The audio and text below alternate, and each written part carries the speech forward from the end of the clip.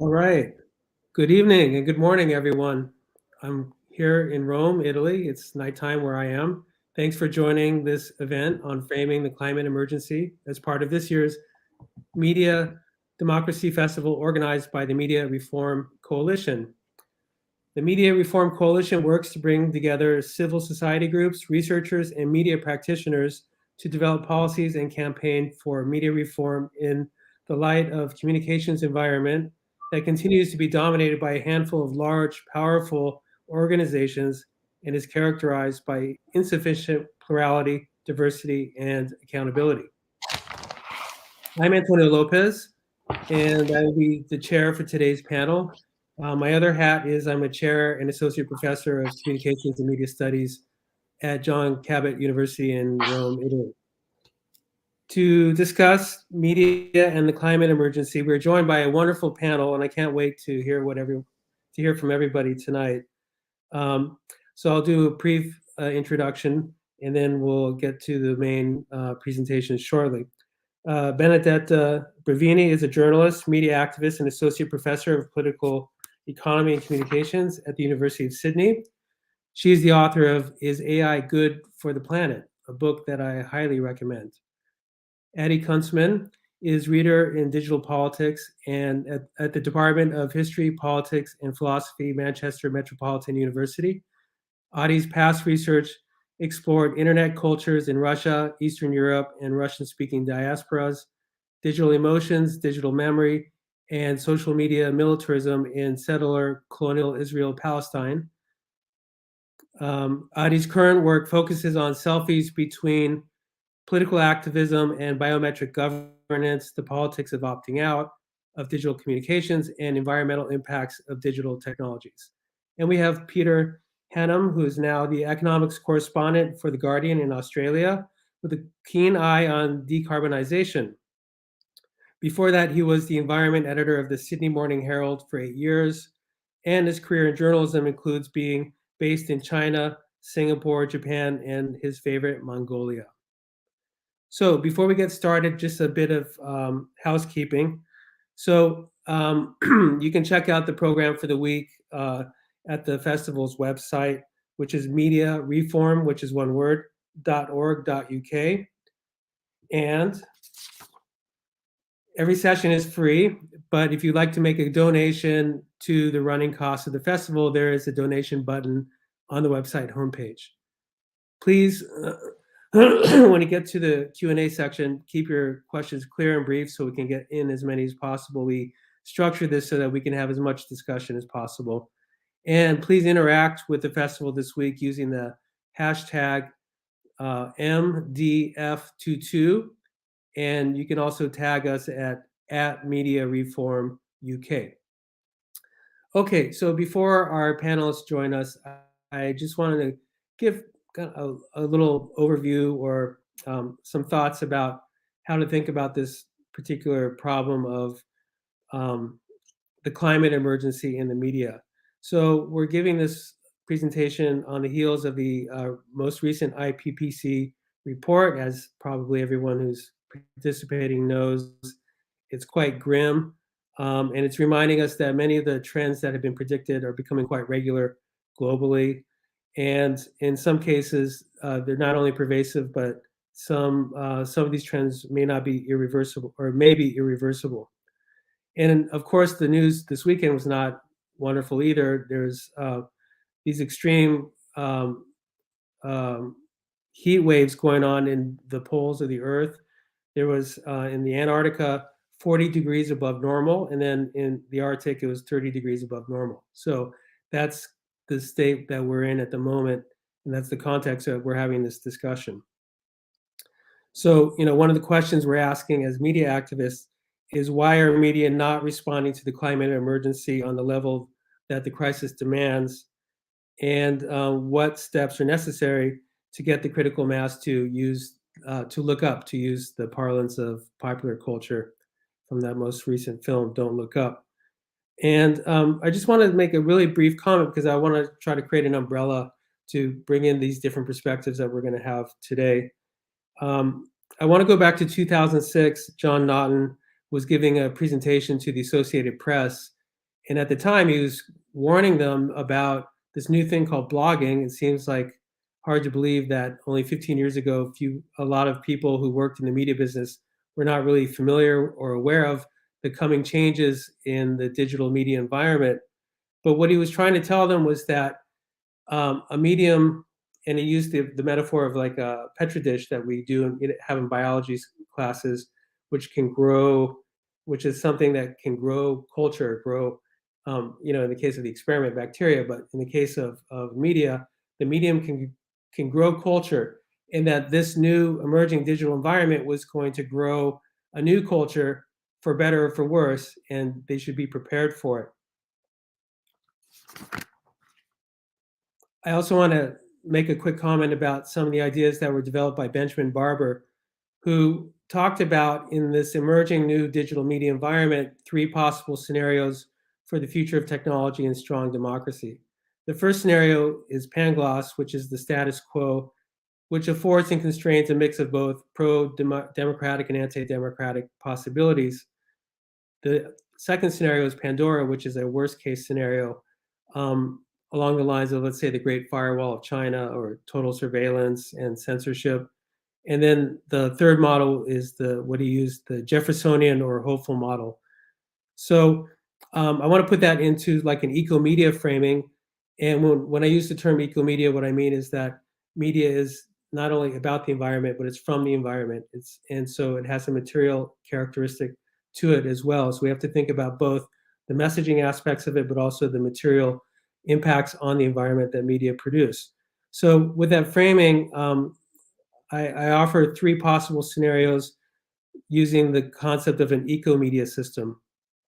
So in the first scenario, it's weak in the sense that there's quite a bit of climate disinformation. And when I say weak, this is the scenario, the status quo that we currently have.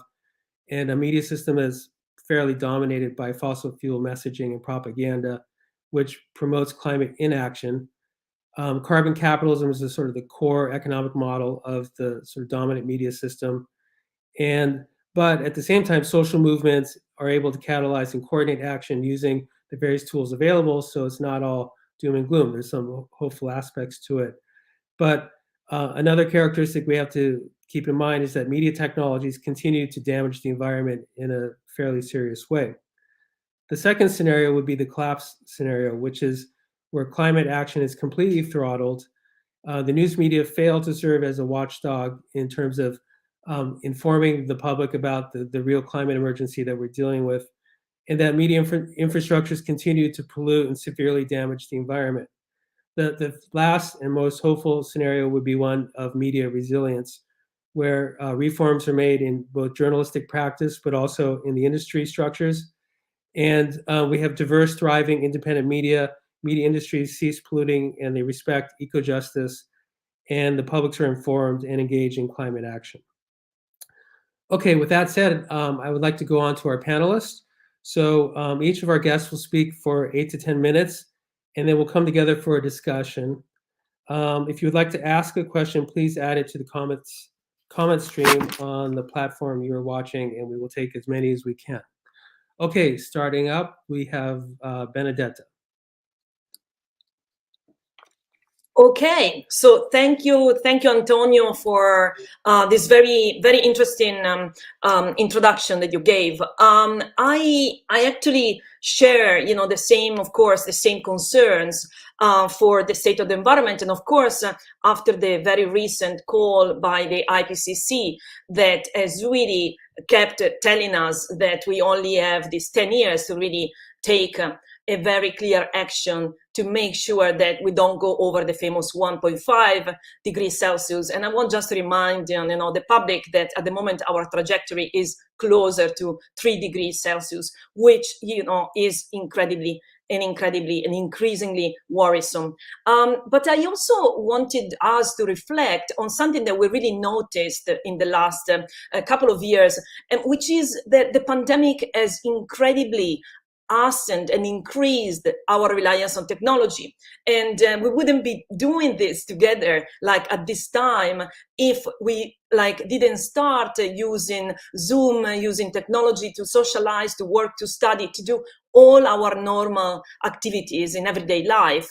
And like just a little note, we know that, for example, in terms of communications, we know that video calling, for example, has surpassed emails in one of the most widely used form of communication in the last couple of years. But at the same time, what we saw in the last couple of years has been that the media reporting that told us how good we were during the pandemic, because they were often assuming that we were indeed reducing our emissions, the data actually told us a very different story. And this is actually, for me, the starting point of my talk, that wants also to bring a different perspective on the role of communication systems and media systems and the climate emergency. Because like the reality is that during the pandemic, despite the incredible, like I would say, slow pace that we've been all forced into by, taking refugees in our homes, actually the emissions, the global emissions only decreased by, the UN tells us, between 4 and 7%. And of course, this should be quite alarming, because then you wonder, okay, the world went to an halt. We stopped transports, we stopped flying around, we stopped our major industry productions, but we are still consuming and producing carbon emissions as never before.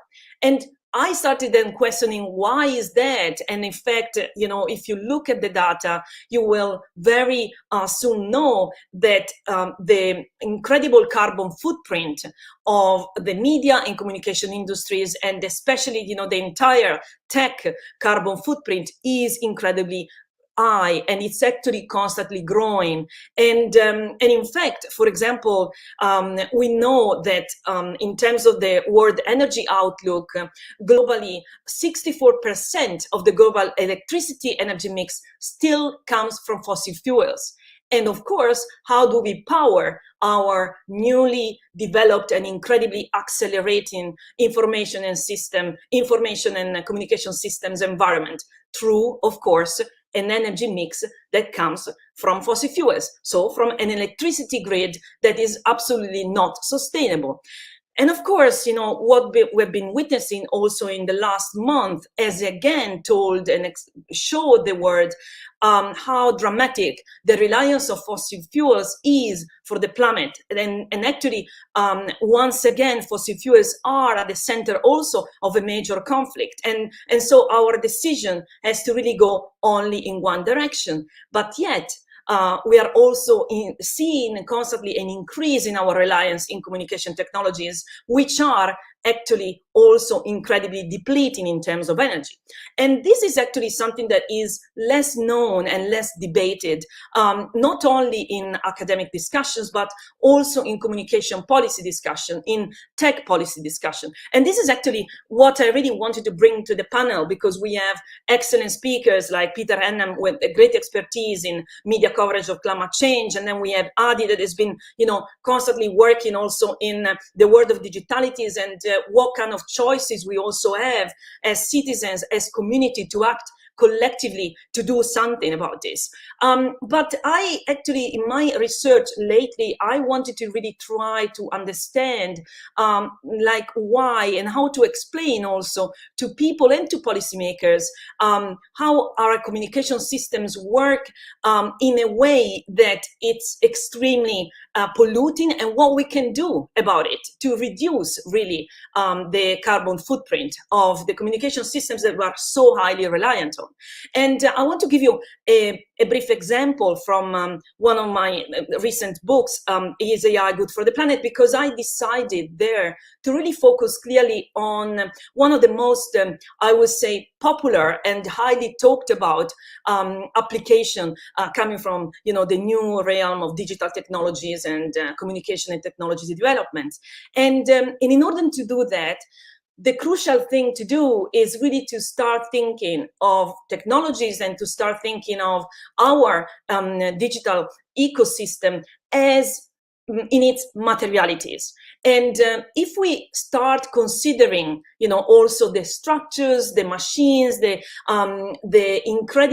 materials that are extracted, that we use to produce our media, that we use to produce our communication systems, then we can start quantifying and start understanding the extent to which these machines, the extent to which these infrastructures can impact the climate crisis. And this is certainly an angle that is really less explored, and we can talk about this also with Peter later on, because very often we tend also as activists and scholars to debate, what the BBC has not done, for example, in covering the climate crisis, what what other commercial media are doing, the kind of climate misinformation that the Murdoch press is spreading, and coming from Australia, we have seen a constant level of the bombarding of misinformation, for example, around bushfires, where very often the bushfires, instead of being connected to the climate crisis, were connected, in fact, to arson or to the policy coming from the Greens, and never to climate crisis. So, we are facing this issue, but we're facing also another issue, which is, we need to reflect on the sustainability of the technologies that are supposed to help us going and navigating this major crisis. And so I want to give you an example of the way in which artificial intelligence, as one of the latest communication technologies that we are developing and we are pushing, in order to save capitalism, but also in order to save us from the crisis, because we are constantly told that AI is one of the solutions to the climate crisis. In reality, artificial intelligence, instead of conceiving it as some sort of artificial entity that will perform the cognitive functions of human beings even better than human beings, is indeed an assembly of technologies. So we can really think and define artificial intelligence in terms of the technologies that are actually in these ways and are actually involved, like machines and infrastructure that demand constantly the amounts of energy to compute, to analyze, to categorize. And in fact, I think that we could really think of this new incredible application, latest development of our communication system as a collection of technology that really combines algorithm, data, and computing power. And of course, the fact that we are greedy for data as never before, shows the way in which we are constantly pushing this development to the max. But what does it all mean for the environment? Now, what is really incredible, and it's something that I really invite you to check, and of course we can pick up in the later conversation, is the incredible computing power and the incredible carbon footprint, for example, of just the training of a very common algorithm that will be employed in one of the really more basic, I would say, artificial intelligence application, such, for example, as a Google Translate algorithm, right? So if we look at the level of computing power that is needed for that, we have some of the first studies that finally are quantifying it, and they're telling us that just by training an algorithm like this, we are emitting more than 284 tons of carbon dioxide equivalent. Now, if I give you this data, you probably struggle, as I did at the beginning, to make sense of this. But to give you an idea, it means that it emits something like 100 return flights from London to New York. So if I give you this data, then you'll understand much better what it means, right? In terms of the incredible capacity to deplete energy. And as I said, the energy grid is constantly dependent on, by 64% globally still on carbon, on fossil fuels. And this is where we should absolutely intervene. But to give you an idea of the extent of the incredible depletion of technology, we should consider, of course, that in artificial intelligence, as for much of the recent technologies we are developing in communication, you will really see that, of course, we need data, because artificial intelligence needs data to work, and it's within its own definition that data are at the basis, and data capitalism, the greed towards this constant collection of capitalism by capitalist organization of your own data, is at the basis of the developments of artificial intelligence.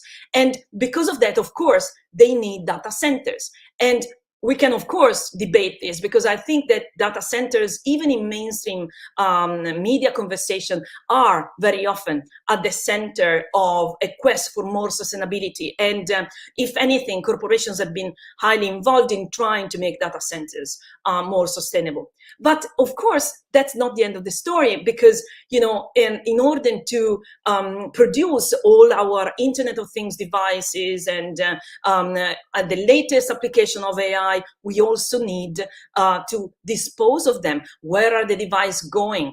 And in order to do that, unfortunately, we are perpetrating the same kind of slow violence towards the global south, where we're constantly dumping our e-waste, our polluting technologies in the global south of the world. And of course, this is really something that should worry us a lot. And these are just 3 examples, but I could go on, and I'm sure that in the debate I will have the chance to do so. But the question is really, why is the entire world often not acting on this? Why is it so difficult to actually claim these questions and embrace this question, which is what is the environmental cost of technology, and what are the environmental costs of the communication systems we are so highly reliant on? And what does this mean for us as activists, as journalists, as scholars, and what we can do about it? And I really hope that we can also debate this, as well as the relevance of media systems in creating the debate around the climate emergency. So thank you for this. Okay, thank you very much, Benedetta. Adi is next. Wonderful, thanks very much. I really treasure the fact that I'm following these, both of you, with all the things that you mentioned about Ecomedia and the material base of communication and of kind of debates around media and communication, because this is something I find that is absolutely absent when we talk about the role of communication, the role of media, in particular digital media, in how we tackle climate crisis. As a media and communication scholar, what I often find is people talking about the content, whether it's something like fake news, information, or activist organizing. So the approach to media and communication is often very instrumental and practical, and absolutely, the way Benedetta put it, we don't pay attention, or we tend not to pay attention to the material, infrastructural nature of digital technologies, the immense drain they have on the environment from the start of digital technology lives, if you think about mining, all the way through the existence in ways such as electricity, energy demands, carbon and heat emissions, all the way to e-waste, but also how, absolutely crucially, how the impact of that is global. Now, following up from Benedetta's provocative questions of why is this happening and what do we do with it, I want to talk a little bit about some of the research I did several years before the pandemic, which obviously has accelerated everything. But even before that, so I was looking at the field of sustainability studies and the discourse of sustainability policy, which outside of this beautiful conversation we're having is absolutely glorifying digital technologies as next generation environmental saviors. So I decided, together with several colleagues, to look at what is the current conversation in the field of sustainability, in particular environmental sustainability and the digital. And of course, surprisingly, not surprisingly, what we found is that the discourse of sustainability is what we call, has a framework of digital solutionism. And we draw here on the work of Yevgeny Morozov, who over almost a decade ago now wrote this beautiful book called To Save Everything, Click Here, where he talked about internet solutionism, where the internet is perceived as being the solution for pretty much everything, real and imagined needs and wants that we think we have and things that we think we need. So from citizenship to activism to everyday life to, of course, the environment. And the logic of solutionism is so deeply ingrained both in techno-optimism and in how the field of environmental sustainability operates. So if we look at the both policy and research on environmental sustainability, the discourse goes, digital technologies are going to be the next absolute game changer in how we build our sustainable futures. And the list is very long. So digital technologies are going to monitor the environment and make our understanding of the climate crisis better. It is going to model how we behave better. It is going to educate people better. And if you think about the whole policy of education for sustainability, you'll know what I'm talking about here. So we're going to do all of these things better. And basically, within this entire field, this entire conversation, there is very little discussion about, hang on a second, are these digital tools themselves sustainable? And interestingly, what we found is when the damages of the digital, especially around e-waste, because this is a more established conversation, but also other things that we mentioned, when they are mentioned, there is always a solution. So yes, there is e-waste, but we need to educate people more with the help of more digital technologies. Yes, there could be an unsustainable technology use, but we just need to change people's behavior with the help of digital education and so on. So what I'm suggesting here is one of the reasons it is so hard for us to give up on this hope of digital technologies as environmental saviors, which isn't just a hope, it's a kind of myopic blindness where we simply can't comprehend and are unwilling to comprehend the material implications and their global injustice. So the reason for that is the solutionist cycle, where even when we identify problems with digital technologies, the solution is always coming from within them. And to unpack this a little bit, to understand this a little bit better as a social scientist here, what I began doing with a colleague of mine, Sprantemiaki, a couple of years ago, we embarked on a project called Digital Disengagement, where we looked at calls turned to have less digital rather than more. So rather than everything going in the direction of more and more digital technology, and we started way before the pandemic, and of course it got exacerbated during the COVID pandemic, but rather than having more digital technologies that are going to save everything and improve everything, more devices, more sensors, more infrastructure, more big data, more AI, more robotics, we need less. And we started the project with a big hope of both the politics, digital environmental politics, and media research will turn towards this shift of having less digital rather than more. And I, in particular, was absolutely driven by the hope of more and better understanding of the environmental implications, environmental harms of digital technologies, where I was hoping the logic will turn to reduce, recycle, reuse, and refuse the digital stuff. Now, what we found instead is several things. One is that the whole conversation around digital refusal is constantly and continuously derailed into a neoliberal logic of, yeah, you can have a little bit of a break, you can have a short digital detox, and then come back as a renewed, re-energized digital laborer, digital consumer. So, and again, it's within the logic of kind of being within the trap of the digital that inescapable. And then I decided, okay, what if I specifically look at those who are motivated by environmental concerns in their strive to reduce digital technologies? And what I found is that the only or the most of the conversations, the few conversations that I see, are those that suggest a partial refusal, never a full one. So some examples include refusing wasteful use of smartphones, for example, by using a Fairphone. So by changing what kind of devices we use, we begin thinking, so rather than having this being replaced every 2 to 3 years, have a phone that can be long lasting and can be replaced maybe every 10, maybe every 20, by having different parts of the phone reusable. So this is as good as it comes, where yes, it might eliminate some e-waste, but it still traps us within the logic of digital consumption and digital communication. I also found some initiative from within the digital industry of trying to resist the ever-growing hungry energy demands of web design and thinking about environmentally sustainable web design. But again, only if it is for the logic of digital consumption and for sustaining the, again, ever hungry and absolutely environmentally blind digital field.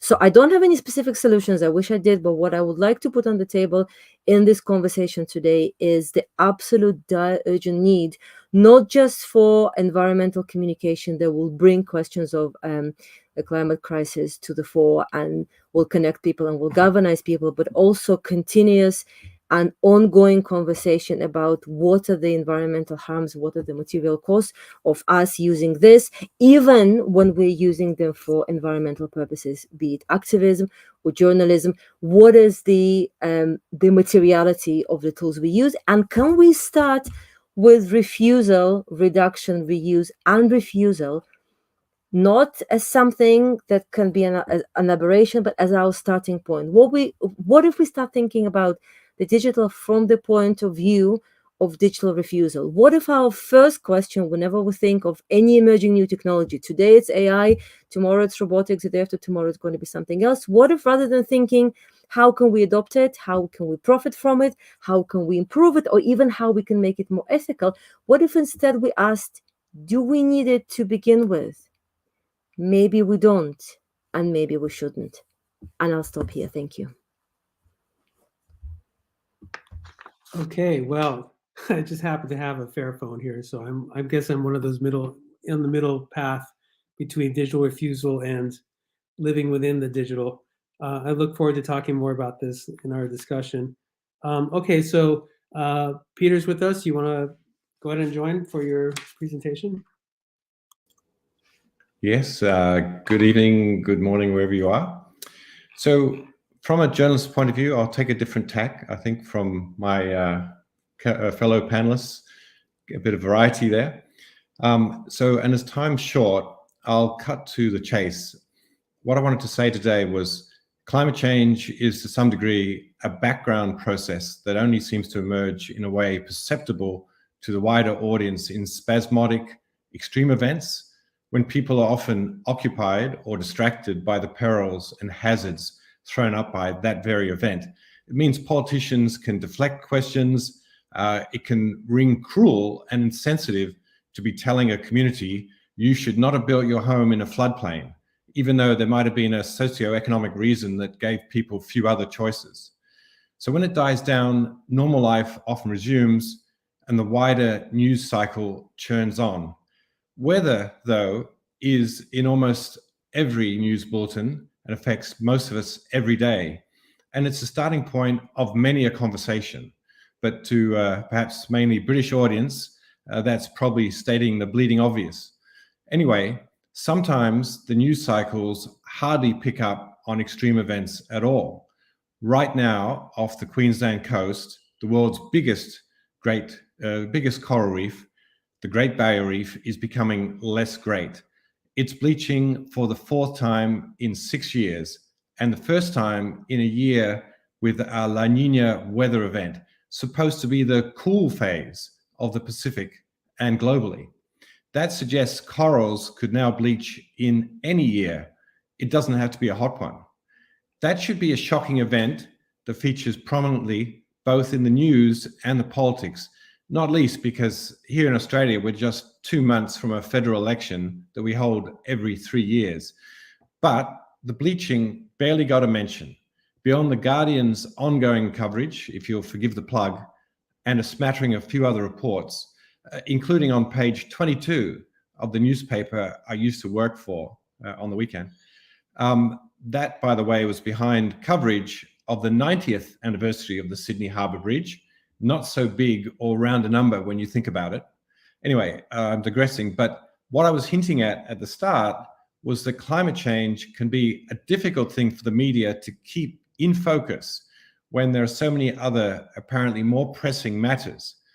Even if you were to remove the structural obstacles to accurate reporting, in part I'm referring to the media empire that Rupert Murdoch has established, and apologies for exporting Rupert to the world, it can be a challenge to keep global warming in the news. As one climate scientist who runs a research center dealing with climate extremes was reminding me just the other day, we were discussing the record floods in the northern part of my state of New South Wales.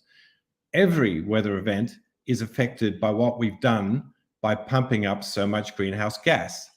By energizing our atmosphere, we are altering the frequency and intensity of everyday weather. Attribution science might tell us the exact climate change component sometime later. For instance, how much more likely was that extreme event? And at some point, climate change through the more higher intensity of greenhouse gas in the atmosphere is making a difference. That effect can be what matters when weather exceeds the capability of our ecosystems, that's natural and human, to cope. And so we've got much more warming to come, even if we stopped emitting CO2 and methane, etc. today. Many listening to this panel will already know that. For journalists then, it's possible though to join a few dots for ourselves and our audiences. The weather itself offers a visceral vector, if you like, through which people both experience but can also visualize and imagine climate change. To journalists, weather offers an unmatched way to be part of that reporting, explaining and investigating the effects of what heating up our planet looks like and will look like. Unlike the news of the stock market, for example, it matters to us and we search for it every day. There are often interesting graphics and unusual imagery from space, for example, or smartphones that makes it attractive to the eye. And there's an endless stream, so to speak, of new terms and concepts, from atmospheric rivers to rain bombs, even if sometimes they get distorted in the telling. It's something anyway that I realized about 9 years ago when I was reporting on a so-called heat dome over Australia that coincided with the local Bureau of Meteorology adding an extra couple of colors to their temperature scheme to take into account the potential for 52 and 54 degree days. Since then, I've written endless articles that detailed wild but also mild weather, with a platform to remind the audience about unusual heat or rain or some other event. There's always a statistic that's helpful to explain things, to say how far something has deviated from the norm, which of course itself is changing. But it's also kept me in touch with meteorologists so I can draw attention to what's coming. Even if I don't write about it, I can alert and assist colleagues. It's been a useful way for me to keep climate change in the public's mind, and I hope one day our weather reports more routinely remind the audience about what's changing and what could possibly change in the future. It's also a way to cut through the disinformation, whether deliberately from fossil fuel interests or by accident, because there are many challenges of being reporters on the ground after a disaster, such as a bushfire or wildfire, as it's known in some places, floods, or some other not so natural disaster. And I can go into a few extra challenges in reporting on disasters on the ground, but I just wanted to lay out, if you like, a way that journalists can get into climate change in a more routine and regular manner to keep it in the public eye. And that's what I want to say now. We can follow up with some questions afterwards. Okay, thanks very much. So we've got some nice questions coming in, and I'll get to those in a moment. Maybe I'd like to follow up with Peter, because you mentioned The Guardian, which is a publication that I follow very regularly for the environment. I find it has, for me, some of the best environmental coverage that's being put out by international newspaper publication. I'm wondering if you could mention, in terms of like, what is it about The Guardian and their model that makes them so strong for the environment? And is this something that could be emulated by other types of media organizations? Well, look, I think it really depends on the information, the direction that comes from the top. And from, for many years, The Guardian has really staked out the importance of climate change, or global heating rather than global warming. It's set a tone for the organization from the top down. And just as an example, every day on our routine morning briefing, the environment's given prominence and discussed at the same level of importance within the organization as, say, national issues, culture, and the like. And it was my experience at my former employer, which did give me generally support. Environment was often an afterthought. It was something to fill the last few pages before the furniture of regular coverage, such as opinion or world news or so on, kicked in. It was almost like plugging a gap. And actually, one of the reasons I left that organization after 15 years was I was being told that I shouldn't file more than 2 stories a week because there was enough bad news out there already. This was at the time of the collapse of the Afghan government, etc. And it's as though there was some sort of quota of bad news that couldn't be exceeded if, in fact, there was news that had to be reported. So I think from a fundamental point of view, if the leadership of an organization supports a particular area of coverage, that sends a tone right through the newsroom. And that's why I think The Guardian probably stands out as one of those organizations which, if you like, never takes the eye off climate and there's many other environmental issues. We've done a lot to this planet, much of it not very good, and it needs to be monitored, reported, and explained. Great, thanks. I should mention too that I think The Guardian refuses to take fossil fuel ad money. So that's on the business side. They've sort of taken steps to make sure that they're not profiting from the fossil fuel industry. This is a question for Adi, which is when you say, this is from one of our participants, when you say refusal, how much of our digital life usage do we need to give up? And can I follow up with that as well? You're probably familiar with the slow media movement. I'm wondering if that's something that you would encourage people to explore as sort of an alternative way of consuming media. Thank you. And I really appreciate the question, and also another one about YouTube and carbon emissions. I think before we jump into slow movement and everything else, I would like to, there are several things that I would like to be our starting point. So one is the question of justice and global justice. What I find, and even in the example of slow movement, but what I found repeatedly in our research on digital refusal is how it's constantly hijacked by the privileged.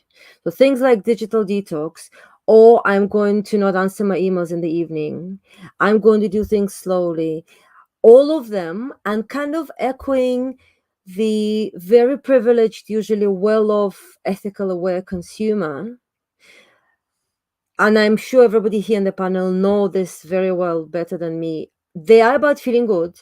They are about very consciously but very expensive lifestyle, unafforded to most, including people who are sustaining these infrastructures. So rather than me saying, do we need to slow down or not, and even my opinion about slow movement or things like slow computing, which is a recent book by Rob Kitchen, thinking around kind of forever acceleration of the digital, and maybe we need to unaccelerate. But I would like us to have a question of justice, economic, racial, global justice as our starting point, and then think about solutions. So whenever we offer a solution, is this something that's going to be affordable? And to me, this is also linked, especially since the pandemic and post-pandemic and the digitality that kind of was dumped on all of us, but in very different ways. So some of us are super tired by being on Zoom for hours, and others working as Deliveroo Uber drivers have absolutely no chance of refusing the digital because that's your only livelihood. So I think if we start there, then better solutions will come afterwards. And I would like to link it to the question that was raised there about what and how much do we need to refuse. I think rather than refusal being as a kind of prescriptive what to do, I would like it to be a paradigm, and a paradigm shift to starting with refusal, minimizing, reducing as our starting point. So we can think about data minimalism. We can think about low bandwidth streaming. Laura Marks, for example, who is based in Vancouver, that does beautiful work on streaming and the kind of the accelerated environmental tolls of streaming since the pandemic. Can it be?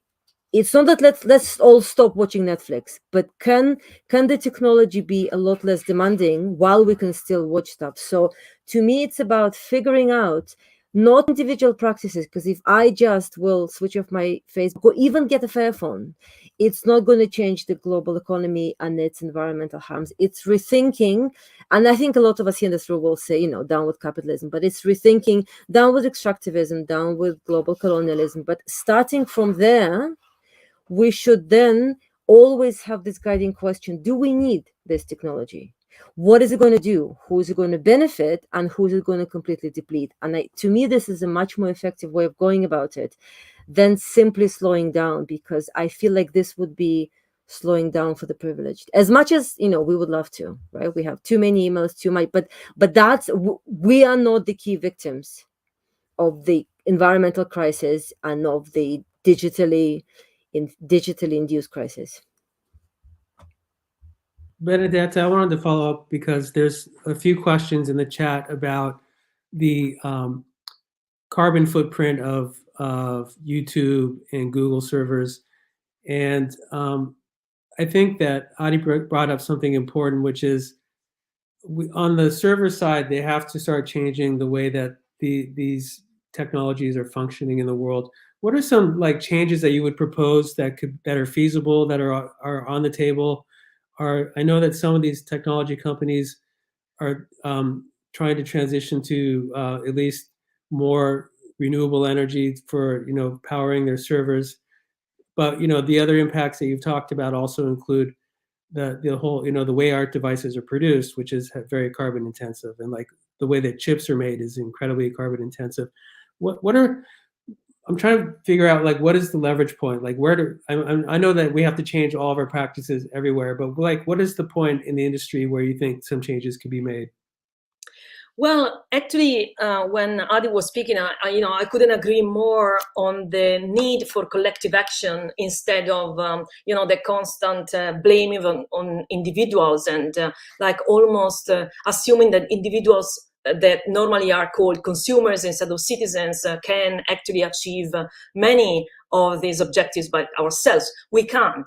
So all of these decisions need to be taken collectively. And, to sum up the major problems with this, it's really the incredible extractivism of the data capitalism that we're witnessing, and the data colonialism that we're witnessing. Because, I'm using this term as well, because as Adi highlighted, but I also discussed, when we are discarding our devices, we are sending them to the former colonies, often now to the contemporary colonies of China, for example, but we used Latin American as a dump ground, for our e-waste. We do the same with some countries in Africa that now see China, expanding radically. There was a fantastic article by Ai Weiwei on the Silk Road of China, completely colonizing the communication infrastructures of Africa, for example.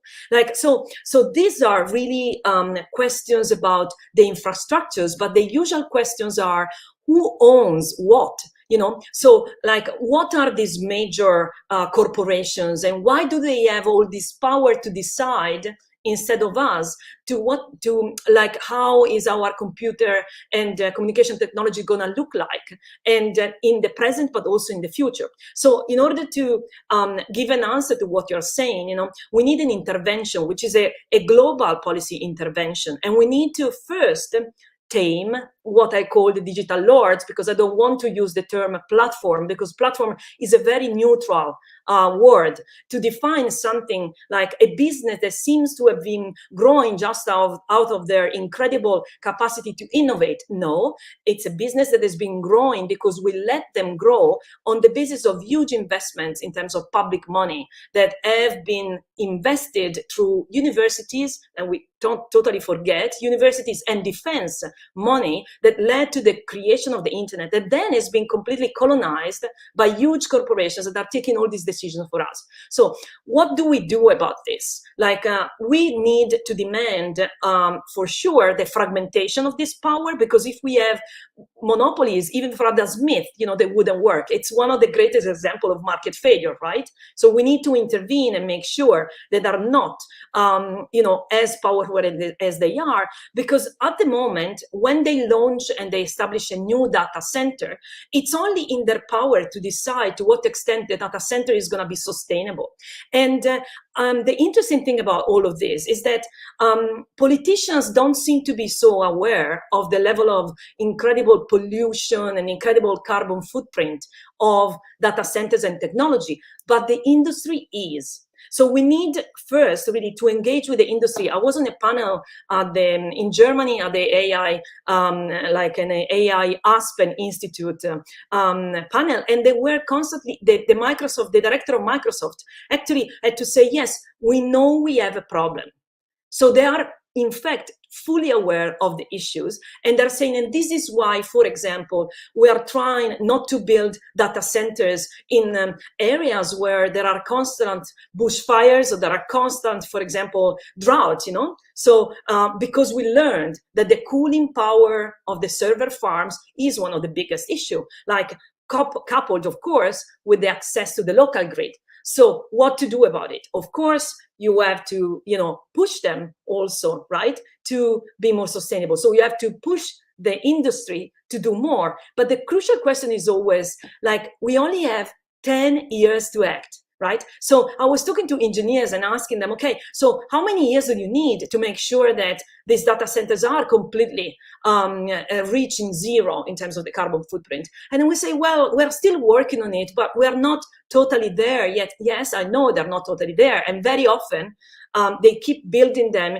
in areas of the world also that are incredibly deprived. So, like, again, to go back to your question, of what can we do? I think that actually there are a variety of ways to intervene, but we need political agency, because this is really a political issue that we need to address. And for instance, the fact that the best media outlets do not constantly pick up on these developments, because technologies, as Adi was arguing, is always used as the savior of our society. Now, like, just to dispel the myth, technology is not the savior. Technology is always social, and technology is being used traditionally to fix capitalism when capitalism was in crisis. And it's very interesting also to, like, Naomi Klein was talking about the shock doctrine. Like, we see the shock doctrine operating during the pandemic, and we see it in the post-pandemic, like, around us. So super powerful companies becoming incredibly powerful, like Amazon reaching the roof of capitalization of over 1 trillion during the pandemic, and we feel powerless in terms of agency. So what to do? It's a collective action that we need to take. We need to kind of really push political action globally, because this is a global issue, but we need really to intervene at the level of policy making. Otherwise, we can't, yes, we can try to push our sustainability practices. We can try to be really good and, foster the right to repair movement. We need to support the tech workers movement in the industry, which are great. But we also need to make sure that we connect with all these movements in order to achieve the kind of action that we don't see. And the starting point is to be present at COP27, which is our next, step to really bring these voices, to the fora and make sure that we try to demand a different kind of action. Adi, did you want to add to that? If possible, thank you. Just really briefly, as we think critically about the kind of changes that we need, and as we think critically about more sustainable solutions, there are two things I want to throw here. One is the data farms and realizing that cooling them down is a huge thing. So as you all know, the next genius idea was to moving them up north, which isn't a genius idea at all. So that's one thing. And we kind of tend to forget, but Facebook is has a big data server in the Arctic. I think super bad idea. Yeah.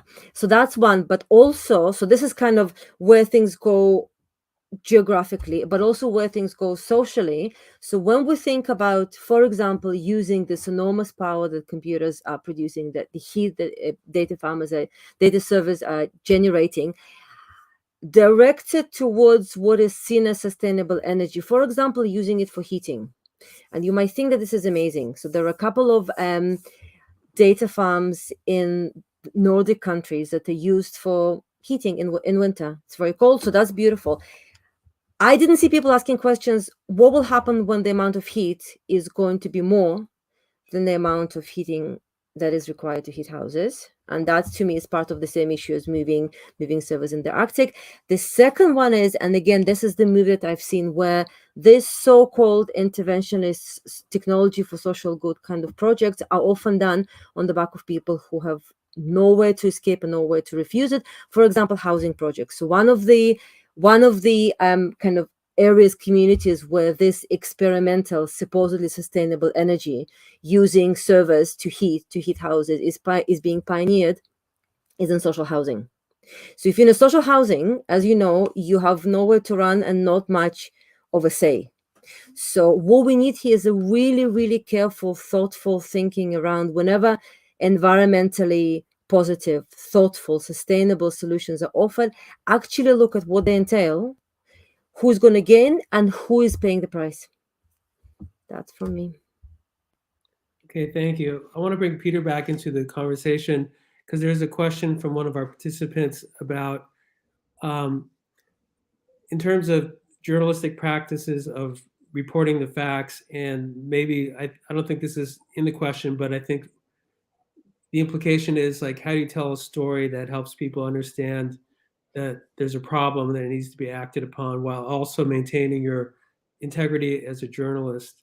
Because I think one of the problems that we're experiencing, and I know this is true in Australia and the US, a lot of people are pretty well aware that there's a lot of environmental catastrophes going on, but because of ideological reasons, they're not really accepting that we have to change our behaviors. So in other words, what they believe, they think climate change is a belief, and it's more in aligned with their ideologies than rather accepting what you're reporting. It doesn't matter to them. So how do we reach the people that are so ideologically entrenched to get them to understand that we have to take action? Look, it is an ongoing challenge because you could certainly spend a lot of time trying to convince people to no avail, time that could be spent actually writing more on what's changing, what's the science telling you, what's the latest disaster. And there's only limited journalistic resources to start with. I guess one approach is, as I mentioned, because weather is experienced by everybody, and they, except of course if they are behind air conditioning, cars and homes and so on, and occasionally they will venture out, but it does affect them maybe when they go to a sports game or some other way that culturally they're more tuned in, if you like. Perhaps so. One aspect is a lot of people who may be climate change deniers, for example, may, as I say, be quite interested in sport, while they're very interested in statistics around sport, typically baseball and basketball and Australian football, you name it, has lots of stats. Well, guess what? There's lots of statistics in weather too. Now, we know that numbers alone don't convince people, but having the numbers that are also checkable, it's one way to provide the proof for those who are maybe wondering, what am I experiencing? Well, is it unusual? Is it beyond the pale and the norm? And that can be one element. And frankly, that's also, by the way, one reason why the Murdoch media in Australia, particularly Australian newspaper, often targets Weather Bureau, obscure weather stations which may show some strange anomaly, because I think they recognize that if you attack the source of the data, in this case, the Bureau of Meteorology in Australia, you're undermining that argument, that case, that numbers can show you something. And that's why actually it tells you, though, that's hitting a sore point, that the fossil fueled interests and others who are trying to deflect and deter or delay action will go after, as I say, obscure elements of the meteorological network, because they're trying to undermine that argument. So it tells you that there's something in there and that it's worth highlighting. And as I mentioned in my report, that my original comments, that weather's got lots of stats. If you're reporting about mild weather, you can also remind people about deviations from long-term records. But ultimately, numbers, etc., unless they're kind of wrapped up in an interesting, compelling, unusual narrative, then it is harder to cut through. So it's that combination then of those numbers plus a story. And I think journalists, if we're good at one thing, it's coming up with novel ways of telling often the same story. And that is kind of handy because a lot of the climate change story is in fact decades old. Every IPCC report is a reiteration, calibration, maybe a moderate forming of the same story from the last time we reported it, which is usually 4 or 5 years before. But as I say, journalists are, if one thing, we're trained to come at a particular event in a novel way. And that's very handy. And hopefully we can also do it in an interesting way, both from a narrative, the conversation, the way that people might relate, but also a visual way. And as I mentioned, there's one thing about weather. Everyone's got a smartphone. They can capture something obscure. There's endless satellite imagery that takes people where they wouldn't normally go, which is another way into that particular person or people that probably needs a bit of extra convincing. So here's a question from our participants that could be for anyone on the panel, which is about the tactics of groups like Extinction Rebellion and Just Stop Oil in terms of creating media events, creating stunts that draw attention.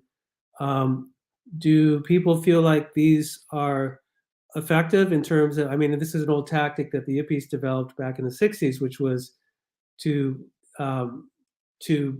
in a sense, get the media to cover you, to raise awareness about your issues. Do people feel like these tactics are penetrating the media in a way that are reaching people? I could comment, but maybe others should have a go.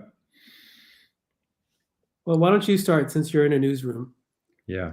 So look, I do get, and certainly in my former role, I used to get regular kind of, heads up, if you like, about some kind of upcoming protest event. What I found was that editors generally are not very inclined to give such events coverage in advance. And just in Sydney this last day or so, there was a bunch of people affected by the big floods in the northern part of New South Wales. They came down to Sydney to dump some of their flood ravaged, house material, furniture, various elements of their lives that had been destroyed in the recent flooding. They came down to Sydney to dump it in front of the Prime Minister's harbour side residence when the Prime Minister's in Sydney. And that was covered. It did get some coverage, and that seemed to make, for instance, on the Australian Broadcasting Corporation, the state-run news organisation in Australia, that got some coverage, and possibly more sympathetically so. And one reason was these are people who were, caught up in the current sort of cleanup, and their lives had lately been affected. That is possibly going to get greater traction with editors and the like than people who are sort of one step removed, who might have the best motivations, for stopping traffic or some other event. But they will be jumped on by the opponents as highlighting the inconvenience and somehow not being as, genuine as people who are personally involved. So I know that's a kind of nuanced difference, because without those Extinction Rebellion or other protesters, that interruption in people's regular life is less, is seen more of an inconvenience rather than linked to a current kind of unfolding event. I know that on the balance, though, editors will sort of favor something which has got a more genuine grounding, anchoring in something that's just happened, rather than something that may happen in the future. And that's a challenge. And instead, the publicity tends to be much more negative about, I wanted to get home in time, or my train's delayed, or something. The effects is more negative. So, I mean, if I can jump in, this is very interesting what you're bringing to the debate, Peter, because actually, if you take, for example, YouGov poll, because I always tend to look also at the UK and what Extinction Rebellion is doing in the UK, because it's been heavily invested there first, you actually see that the impact that their visuals and that their actions have on the public and on public concern is huge. So in a way, some of their major stunts are actually getting more people engaged, and because of the disruption that they can create, sometimes they force also reporting, on that. And I remember one of the action that led to the lack of distribution of some of the Murdoch press at some point as a great act of, of protest. Having said that, I find really fascinating to hear of, the fact that often editors tend to be a bit wary of having to cover these events. And I really wonder why, there is this kind of suspicion, towards action of groups that should never have existed if we started taking action on climate change in the late 80s, when we already had all the evidence, and we should. But, what you said at the beginning, Peter, like the fact that in the news cycle, is difficult also to constantly cover climate change because there are so many events, because the editors tell you too many bad news, and we need to, find other news that are more compelling and more positive. What do we have left, really? So we have the tools also of action to try to grasp the attention of, of policymakers that we really are concerned about something. And, also the Greta Thunberg, movement has in many ways achieved a lot in terms of raising public concern. So I think that then the problem becomes if the public is so engaged because of the actions of these movements, then we probably have a major issue with the media. So it's the media systems that we have that are not working properly in the interest of the public. And this is also why I would keep arguing that we need, a system and the media system, and because it's the Media Democracy Festival, we need a healthy system that has, a serious public service funded type of broadcasting, then a serious and efficient and working commercial media system, and then a community-based media system. Because perhaps a big problem is also the suspicion towards everything that is not mainstream coming from the dominant commercial players. Like Australia is the most concentrated media system in the world, and it's very hard really to get your voice heard if you're not aligned with mainstream coverage, as you know pretty well. So then the question again becomes structural. How do we create a media system that is working in the function of democracy? Because clearly the suspicion towards action and the fact that covering something that is so relevant for the public at this time, is a problem. So I just wanted to raise also this debate, and because I think, at the end of the day, our major issue is always structural, and we really need to reconfigure and reimagine also a type of environment, a type of media environment where voices are heard. And how do we do that? It's not just, that where reporters, can only do so much, but when editors have a very clear political line, then, that says, be wary of these actions groups, then, we have a major problem there. So we need interventions in this. And I think that the Media Democracy Festival per se is really the kind of forum where these issues need to be debated, and there are solutions. Yeah, great, Benedetta. Thank you. And both of you raised some thoughts that are also connected to some questions that we're getting, because someone was asking, like, are there other publications that don't accept fossil fuel advertising? And what both of you made me think about was the fact that there are movements within the industry, within professional groups, to try to decarbonize media. Not only, well, Adi and Benedetta talked about decarbonizing the technology, but we also have to think about decarbonizing the funding of media through, for example, refusing fossil fuel advertisements, and also public relations people refusing to work for the fossil fuel industry. So there is sort of rebellions going on within professional groups.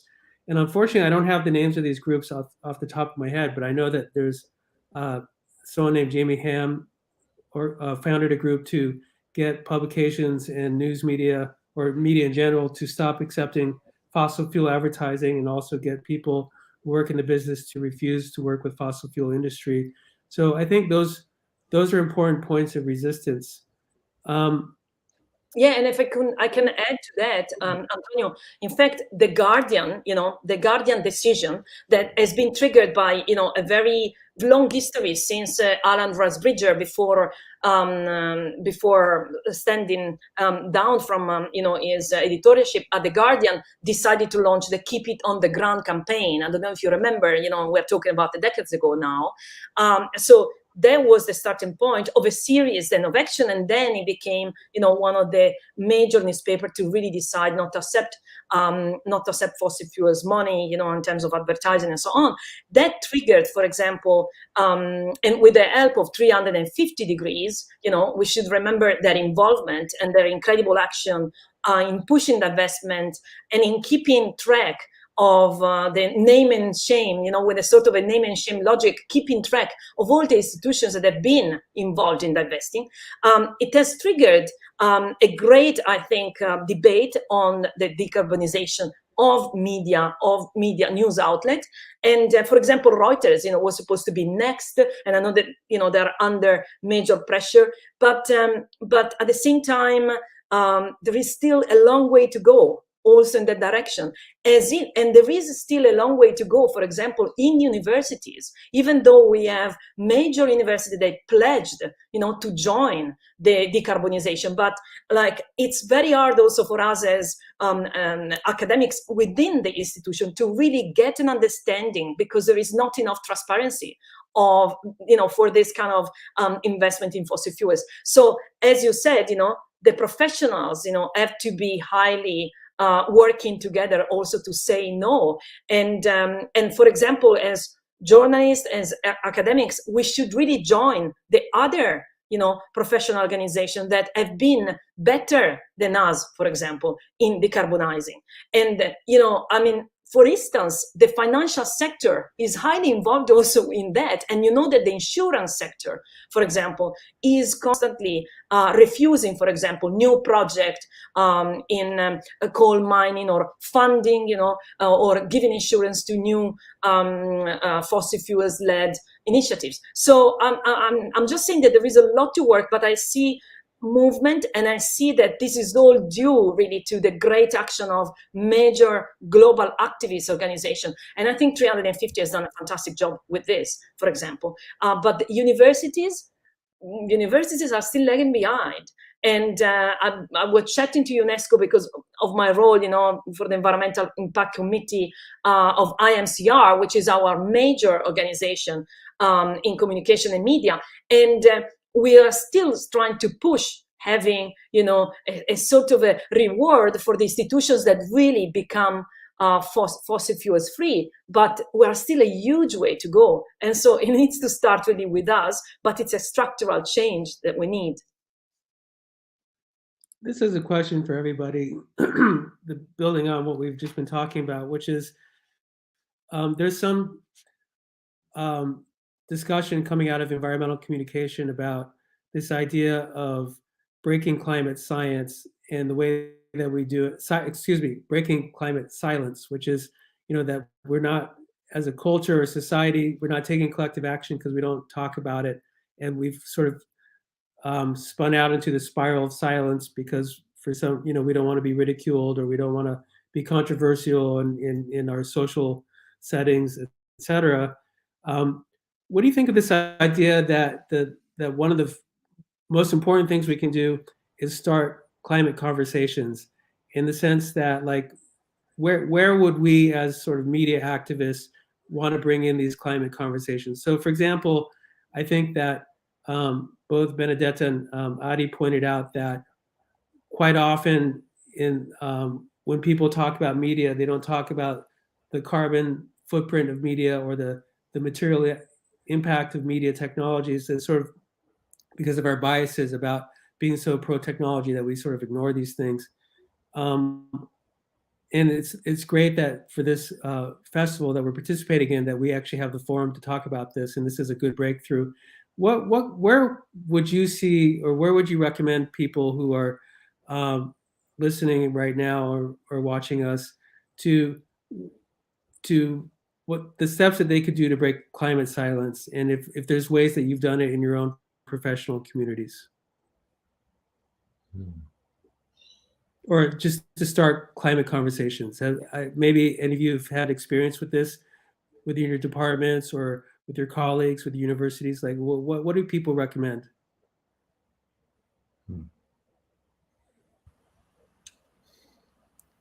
Yeah. Shall I start? Oh no, so Peter, go ahead. Well, look, I mean, in some ways, that was really the foundation of what I was talking about at the start.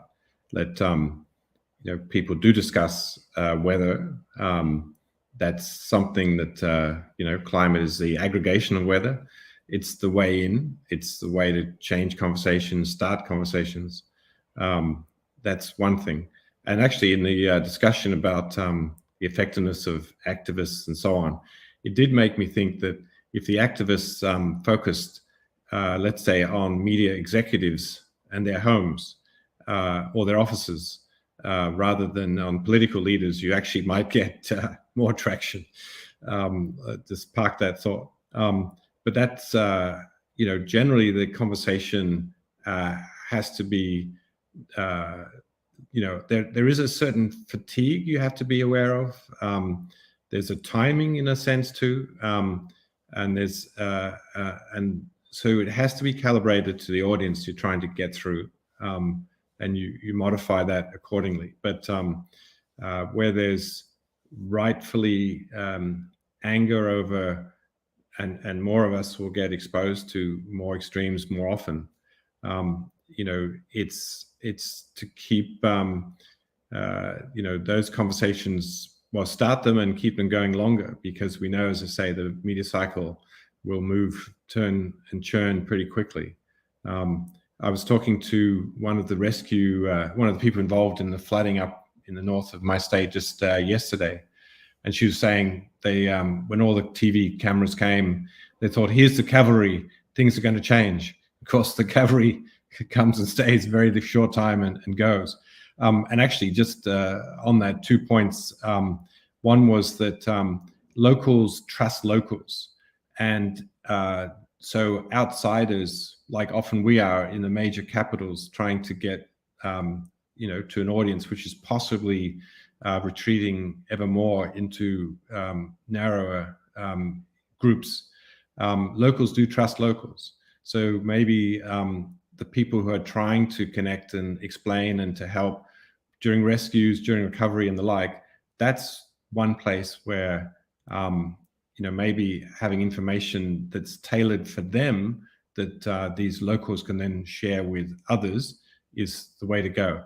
And just one very short aside, when you're talking about communications, up in the floods, they were so lucky that the telecommunications didn't collapse, because Facebook and Messenger were the ways that people spread information, got volunteers to rescue people who were about to drown in their homes and the like.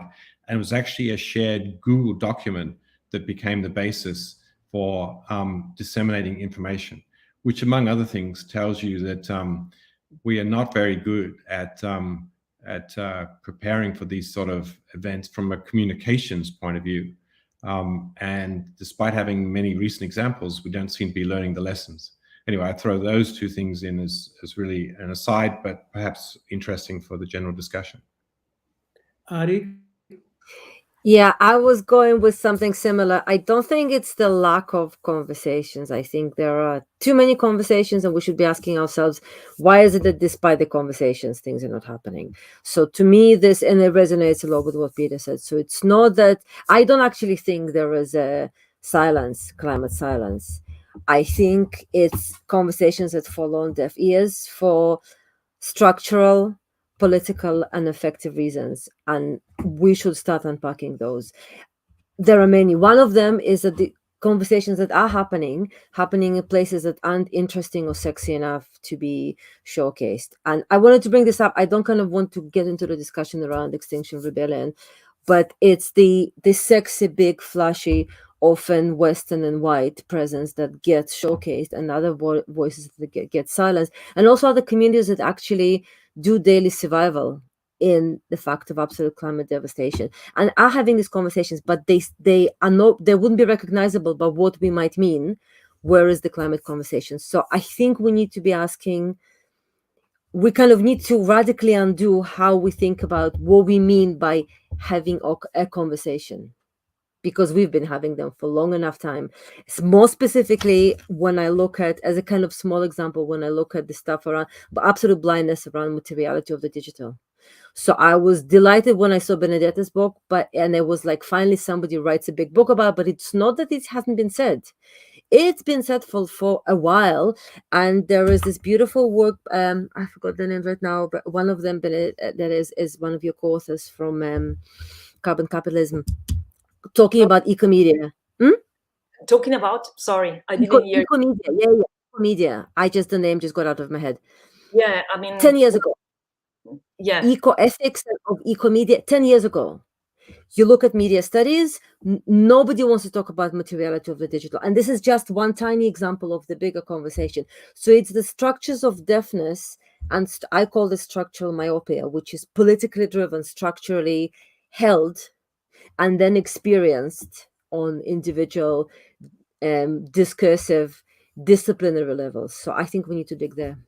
Mm-hmm. No, I mean, you're right. And of course, yeah, you have, there are, these discussions, for example, has been highly active in film studies or in media studies, rather than in communication studies. Yeah, absolutely. And but we see the work of Vincent Mosco being one of the the first ones as well, to raise the issue around we create the digital sublime, and this digital sublime that is magic. It's something that we can never touch, and therefore it's not material. The cloud is up there in the sky. We cannot touch it because it's so beautiful and artificial that we don't want to touch it. It's so beautiful and will save us. But I wanted to actually raise another issue connected to what Peter said that was, for me, very important when he said, the locals want to be like among locals, and sometimes they're looking at us, coming from the global metropolis with suspicion, because, again, this raises another structural issue, which is very common for Australia, very common in the US, very common in the UK, less common in other countries that have been investing public money in funding and supporting the press, which is the issue of news desert. So, just to, as a reminder, for example, just between the decade of 2008 and 2018, we had a kind of 106 local and regional newspaper titles closed in Australia, for example, just in a decade. And then you had something like 3,200 jobs in journalism were lost just between 2012 and 2017. I mean, these are staggering numbers that get replicated in the US, for example, and in countries where the idea of supporting the media system was never considered.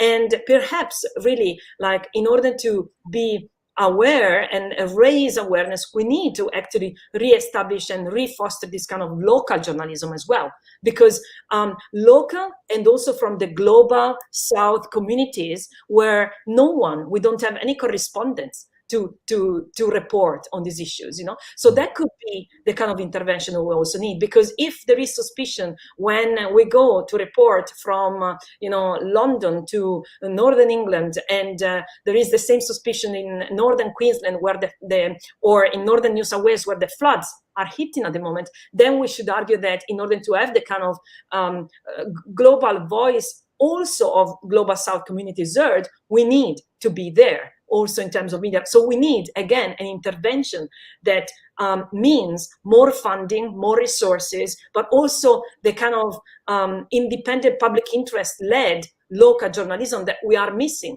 And I think that actually, for me, the good news is that the debate, even in the US, is changing a bit. And for the first time, I'm hearing that they're talking about public media, which seemed always for years to be this very strange idea that could never even be considered because the media were just another goods, not a public good, and therefore the market could deliver. Well, 70 years later, they realized that that's not the case. And perhaps, again, in the kind of policy toolkit of reforms that we need to put together if we want action, that is something really to consider also for climate change reporting. Yeah. And look, just to reinforce Benedetta's point, in this flood hit area in northern New South Wales, a friend was telling me just a couple of days ago that this area used to have 40 full-time journalists covering events. They're down to 2. So you can imagine how that has depleted the ability for communities. That's why I say, like, locals trusting locals. Well, that seems like some outside help could be one way to approach that. And maybe one way is that these sort of Facebook, but other media-based, social media-based startup groups, often run by retirees, oddly enough, maybe people with time on their hands. Maybe a core of occasional journalistic support that reaches into these communities. We have training within The Guardian to improve our coverage. Maybe some of these things should be made kind of public and shared. Okay, well, thanks so much. I think we're about out of time here. I encourage everyone to participate in the events throughout the week with the Media and Democracy Festival, because I would argue, and I think everyone here would agree with this, that the climate emergency is also a democracy emergency. And so all the particular issues that will be explored throughout the week, we can always, in the back of our minds, connect it to the various issues that we've covered today when we talk about the climate and the environment. And some of the questions in the chat we didn't get to, but there people were asking, where can we find good information? What kind of publications we should read? Of course, I think all of us endorse The Guardian as a primary source. I would like to plug a website that I've been working on for educators, but I think anyone here could use it as a resource. It's ecomedialiteracy.org. That's one word, ecomedialiteracy.org. And I've been compiling a lot of resources for people who want to do research about the connection between media and the environment. So it's in beta. It's not fully developed yet, but I encourage you to at least check it out. And there's a lot of links there for the kind of things that we've been talking about throughout this. So I want to give a huge thanks to all the participants for taking time out from their busy schedules and for sharing their incredible insights. And I think at least in our little corner of the internet, we've started or continued a very important conversation about the climate. So let's keep it going. Thank you. Thank you. Thank you. Thank you.